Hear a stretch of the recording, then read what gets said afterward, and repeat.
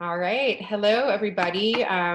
Thank you for joining me. I am so excited, excuse me, to have Miss Dar'shun Kendrick with me, who is a JD MBA. She's a member of the Georgia House of Representatives. I'm going to let her tell you more about what she does, but she is a specialist in helping minorities and people of color get access to financing, in addition to so many other things. So I've been doing a bunch of interviews on healthcare, and I'm so excited to get a different view on how COVID is affecting marginalized people in our society. So, Dar'shun, thank you so much for being here. Could you tell No us a little problem.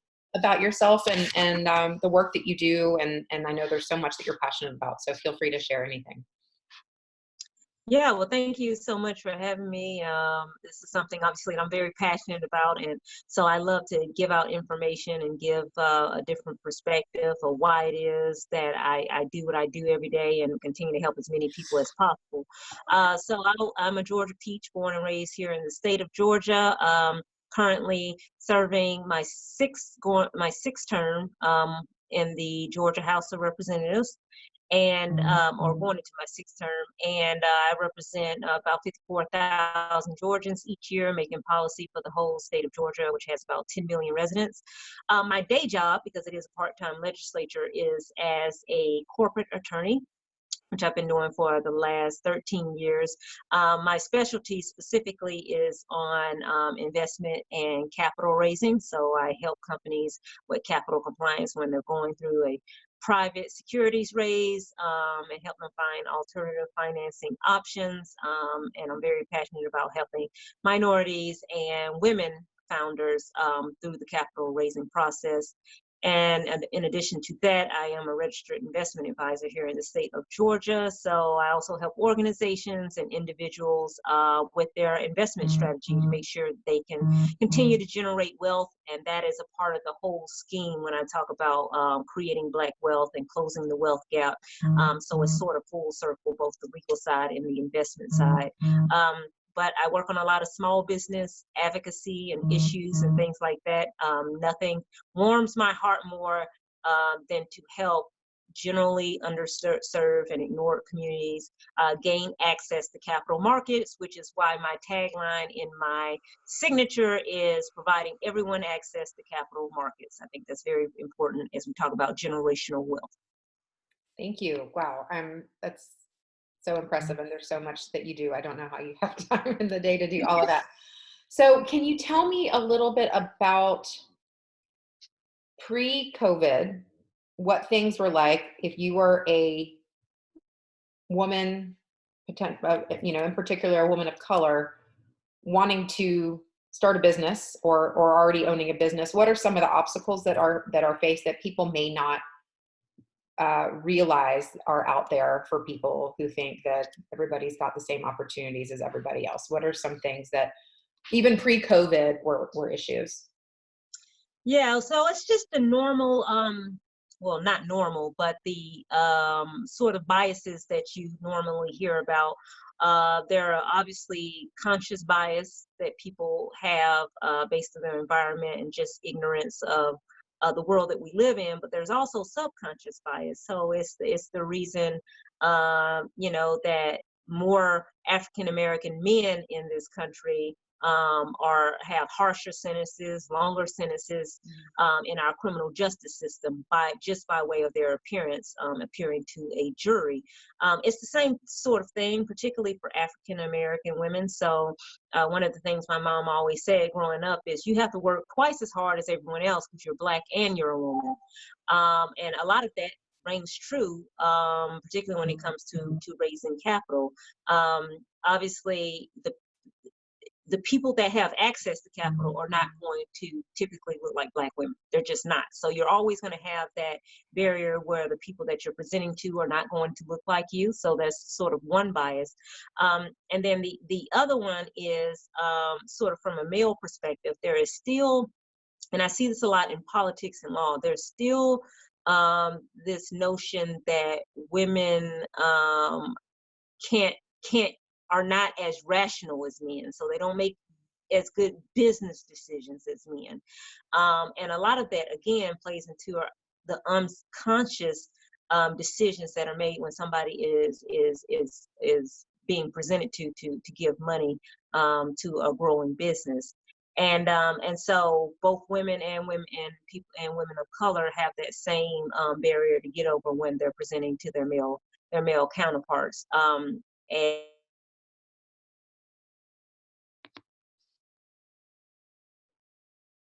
still meeting in person.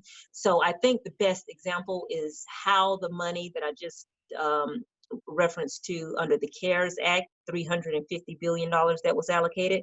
That's the best example that I can give about how unconscious discrimination discriminates unjustly against Black women, because what you have read and what we're finding out right now is that the way that the banks distributed the money, a lot of it was based on longevity of the relationship with the bank.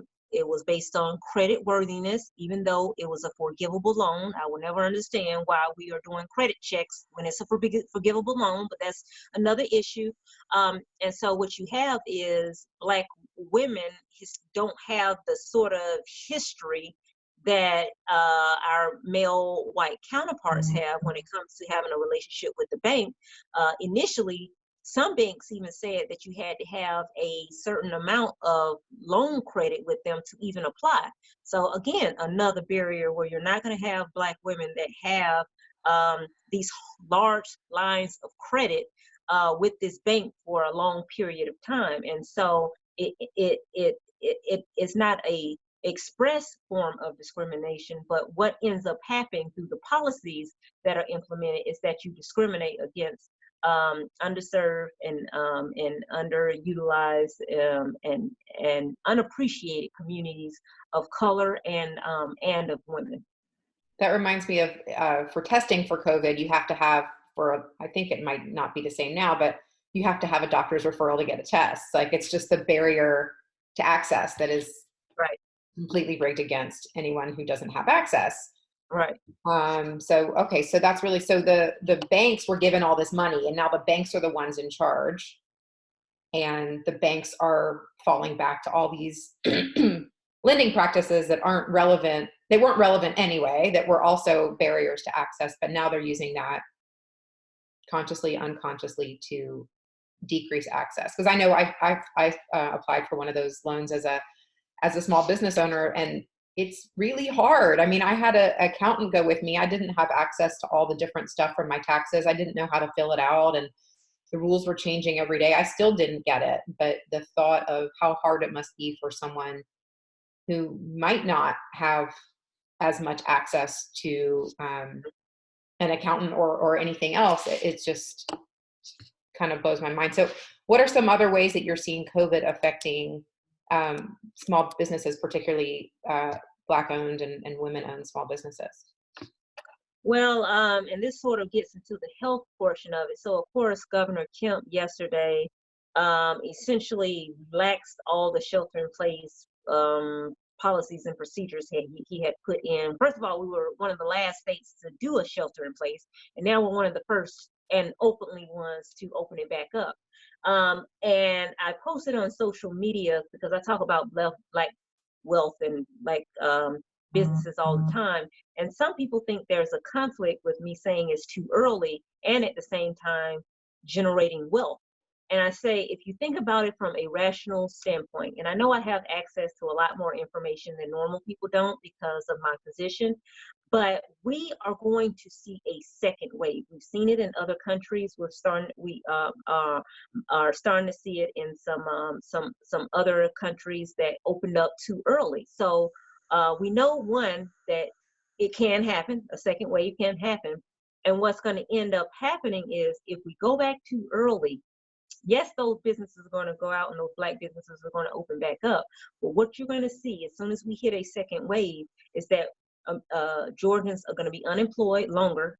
The shutdown is going to be longer. People are going to be even more mad. The state is going to have to spend even more money on testing and unemployment. So it actually sets us back to open up too early so that businesses can get started again. So what this ends up doing is disproportionately affecting Black businesses, because once we hit that second wave and we go to that longer period of time, we're not talking about, again, businesses that have been in business for 20, 30, 40, 50 years, right? We're talking about businesses that just got started up in the last couple of years. So their cash flows are not going to survive a second wave. And most of those businesses are going to be Black businesses. Atlanta has it has the number one concentration of Black-owned businesses in the nation. Number one, Atlanta. Where in Georgia, we are, for the third year in a row, we are the second fastest growing state with female entrepreneurs. So I think they are going to be hit as well, because females generally don't ask for capital. They don't ask for as much in startup loans, just because of the way that we have been associated as females. So I think that it's not only going to set back Black businesses, but also a lot of female businesses, and it's going to be felt even more because we're in the state of Georgia and because we have those statistics with Black businesses and female-owned businesses. That's a really good point. So it's a matter of pride and accomplishment that we have those high numbers, but it's also going to disproportionately affect business owners in Atlanta and in Georgia. I want to ask you a question, not because I believe this, but I would like to get your take for anyone listening who says, why all the focus on Black businesses? Aren't all businesses important?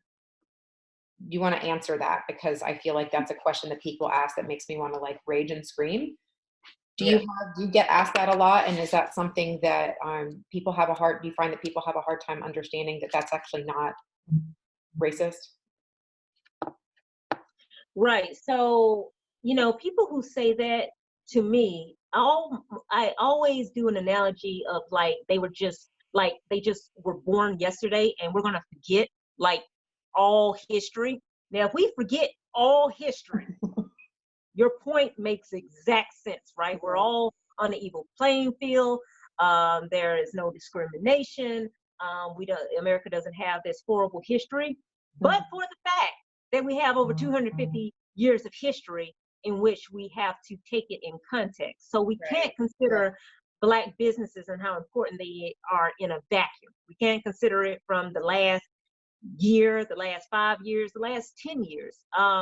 Historically, just to be honest, there has not been as much opportunity for Black businesses to thrive, one, and two, as I just stated before, there is still unconscious consequences that come as a result of our history in being a Black business. So until such time as America has put everybody on the playing field, it's going to be really important to highlight Black businesses so that we are able to let people know that our services are here and that we should be patronized. There is nothing, racist in saying I specifically want to support a Black business, because in the history of the country, they have had so much trouble getting support.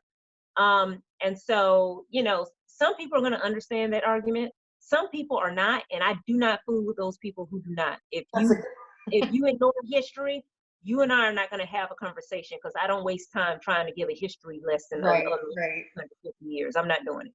It's not even just the history, it's the present. I mean, it's still happening. The history, of course, is what's making the present, but it's not like that was in the past and it's not continuing now. So I always just find myself, shocked when people have those thoughts. So thank you for sharing your opinion about that. And it's something that I know is very, it's triggering, that's like when people say stuff like that, it's hard even for me to hear. Okay. So talk to me a little bit about what first, I guess, what people can do if they want to support Black businesses. I guess that might be one potential solution. So what can people do to help support minority and women small business owners? How can they support from home now, as we're all, some of it, I guess, we can now choose, I guess, if we want to shelter in place. But as most of us, I think, are continuing to let science and rational leaders help us determine what we're going to do, um, what can we do from home to help support and moving forward after COVID? How can we support Black and women-owned businesses? Yeah, so that's a good question. Thank you for that. So one of the things that I try to do personally, because obviously not everything that I buy or shop from is a Black business, but I try to be very, very intentional about making sure that not only that I share information on social media, I try to once a day to share something that a Black entrepreneur is doing either in the state of Georgia, which we have a lot of those, or doing elsewhere, with a link to their website so you can go on and look at their products and things like that. So a lot of this is just being intentional and saying, I need some more soap and I would like to support a Black business. So let me find a Black business that makes soap. And it's just the little things, that you can do about being intentional about that. And listen, we are in Georgia where 30% of the population is African American. So anybody who tells you they can't find somebody who's Black and qualified in any industry is just lying. Yeah. So luckily we live in a state where it's not that hard to walk into a restaurant or go to a barbershop or to buy a product or anything that supports a Black business. And, that Black business is paying taxes and supporting its community and doing everything that a non-Black business is doing. So, give them a try, and they have, bills and family to take care of just like anybody else. So it's important that we support everybody in our community, but particularly those Black businesses who don't have the same historical perspective as everyone else. Are there websites where Black-owned businesses are referenced that you know of? There is. It's called We Buy Black, www.WeBuyBlack, and it's ran by somebody who is here in the state of Georgia.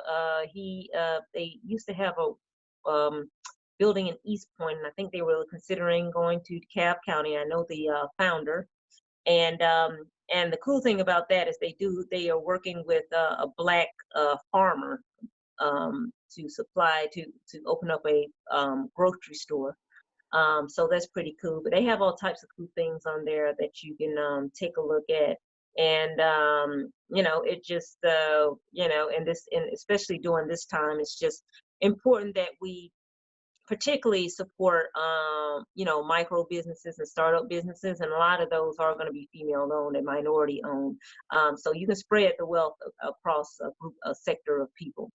Okay. And okay, so let's imagine I'm a powerful white male businessman and I'm like, whatever, like what can I do in my role, someone who's very established and has a lot of access? What can people who don't realize that, or maybe starting to realize the privilege that they have, what can people in those positions of power do to help increase opportunity for people who are very well deserving, who don't have the same access? Yeah, you have to, again, going back to the previous question, you really have to be intentional, because a lot of times we get in our own sort of bubble and way of doing things, and it's not intentional. You're not intentionally trying to ignore a race or gender. It's just you're going through the motions and you have things on your mind and you're just flowing with it. And so you always have to stop and give yourself a pause to think about, is what I'm putting out or what I'm doing reflecting the best that we have to offer? Does it reflect Georgia? Does it reflect our target market? On the TAG board, TAG Corporate Development Board, I'm the only African American woman. And so as much as the board might hate for me to always bring it up, every time we plan an event, I'm always like, where are the people of color? Because what happens is I get a flyer and I send it out to my people. And guess what the number one question is coming from a Black woman that talks about Black wealth? Where are the Black people? And so, it's been a struggle for me to get people to participate or to understand why I'm on this board when the events end up looking the same. Now, I don't think anybody is doing that intentionally again, but it's just because we're not stopping to think about, does this reflect 30% African American businesses in Georgia, or does it just reflect a certain portion? And so one of my things that I'm very intentional about is asking every time we have an event, does this reflect Georgia? If it doesn't look like Georgia, I'm already going to tell you now, you're not going to get any help from me besides me attending, because my audience is going to ask me the same question and I don't have an answer for it. Right, right. And I know that's a lot too. Well, I can't say I know that's a lot. I can imagine that's a lot for you to have to take on every time you're in a position, where you have power to bring that up. But I'm so grateful that you do, and I hope that more and more people who don't look like you will start to be more aware of that, and not just aware, but actually taking action. I know you did. It looks like you've started some other conferences that do help Black business owners, the Georgia Blacks and Tech Policy Conference. Can you talk a little bit about that? Yeah, so that is a collaboration. I got really interested in technology, obviously, because I do capital compliance, and Georgia is an Atlanta Black Tech Hub. And so whenever I am going around talking to businesses, obviously I'm biased, but the one thing that I cannot seem to get a lot of business owners to realize, particularly in the Black community, unfortunately, and that has a history that is a whole nother webinar, but the importance of getting involved in policy. It's not Democrat, it's not Republican, it is good policy that affects and helps your business. And so I put this together 3 years ago with Rodney Sampson, who used to be a partner at Tech Square Labs, and Councilman Andre Dickens with the Atlanta City Council. And we said, where is an environment where we can bring elected officials, mostly Black elected officials, with the Atlanta Black community to talk about policy and how do we support these businesses? And so we've done a free conference at City Hall for the last 3 years. Our last speaker was the Lieutenant Governor, Jeff Duncan. Before that was Ashley Bell, this SBA Regional Director. And so every year we get into groups and talk about policy and how to strengthen our Atlanta Black tech ecosystem. I sort of filter through it and see what policy things I can come up with. I propose bills. Obviously, this session, nothing's going to get passed. I had a cybersecurity bill. That's probably not going to happen at this point because of the session and COVID-19. But we passed something our first year centered around a PR campaign to get more African American kids and students and parents interested in technology jobs, so that they can sort of see that as an option, as it's the wave of the future. And then every year we have a day of action where we invite those same people and the general public up to the state capitol for a day of action, as it says, where you talk with your legislator, you meet them for the first, second, third time. You tell them what you want them to do with respect to the Atlanta Black tech community. This year we talked about cybersecurity and had Facebook there to talk about data privacy, and they did a exclusive lunch training with legislators. So it's always a good time just to meet people, to see what the community is talking about, and really connect them with legislators to let them know what it is they want us to do and how we can support them.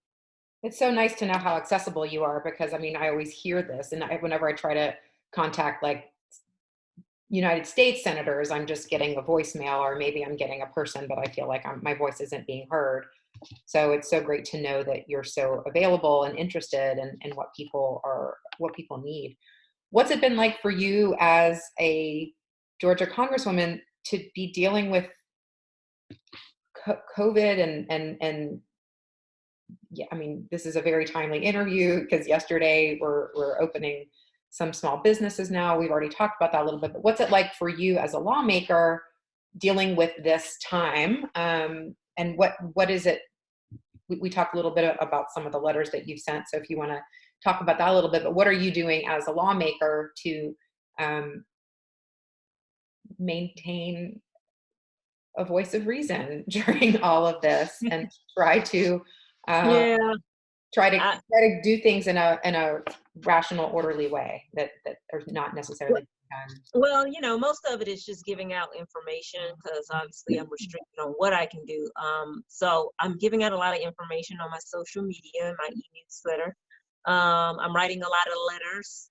Like I said, the letter I wrote to congressional leadership about how to appropriately allocate their next round of financing for small businesses. I'm writing a letter to the Department of Labor right now to make sure that those who fear for their safety and the safety of others are still able to get unemployment benefits as the state, for whatever reason, decides to open up.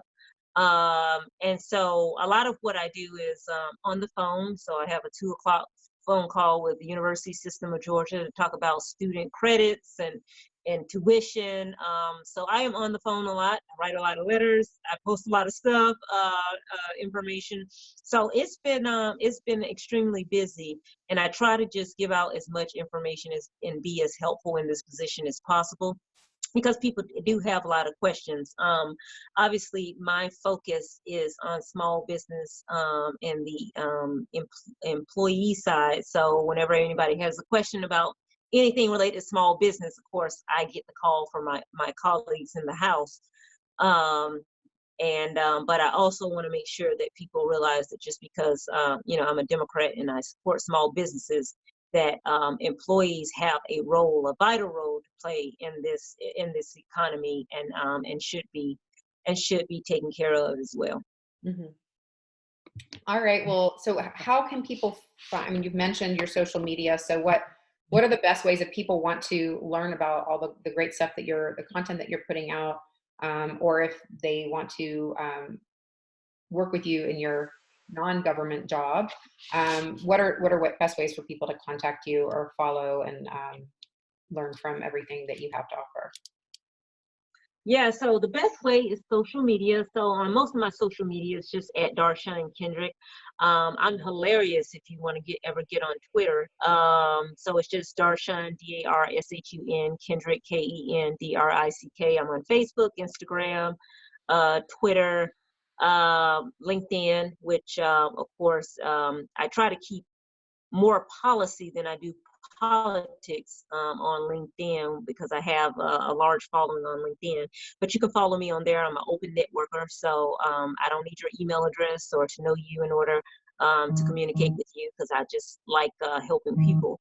But my website for my legislative updates, and where you can see a copy of the letters that I send and just keep up with COVID-19 information, is www.kendrick for FOR Georgia spelled out.com, or you can go to my law firm / investment advisory firm, which is just www.kaag.co. And so since I'm at home, I have been doing some things on the legislative side as a part of my job. And then for my law firm and investment advisory firm, I have 2 free events coming up. If you go into the events tab, one is to give information about Georgia's Invest Georgia exemption, where you can raise up to $5 million in the state of Georgia. A lot of people don't know about this program, but the Secretary of State's Securities Division is going to have a representative on the phone call to talk about if you qualify and what you need to do in order to be able to raise up to $5 million under that exemption. So that's going to be next Monday at 2 o'clock. And it's free and open to the public until we get overwhelmed, and we're going to shut down the sign up. And then May 16th, which is Saturday, I'm talking about the 4 cornerstones of investing. I could do a whole nother webinar about the markets and volatility and what you should be doing. I'm going to talk about the 4 cornerstones of investing for people who are wary right now, and for people who see an opportunity and want to continue to invest in the market. Okay, that sounds amazing. So I'll post the links for all that stuff in the description for this interview on YouTube. Well, Dar'shun, thank you so much for taking the time. I know you've got a million things going on, and very much more important things to do than to talk to me. But thank you so much for making the time, and for really just doing all the work you do and explaining it to financial stuff to me in a way that I can understand, because No problem. I don't speak financial language. So thank you so much. And thanks for all that you're doing for our state and for our community, and for small businesses. No problem. Thank you for having me. You stay safe out there. Okay, thanks.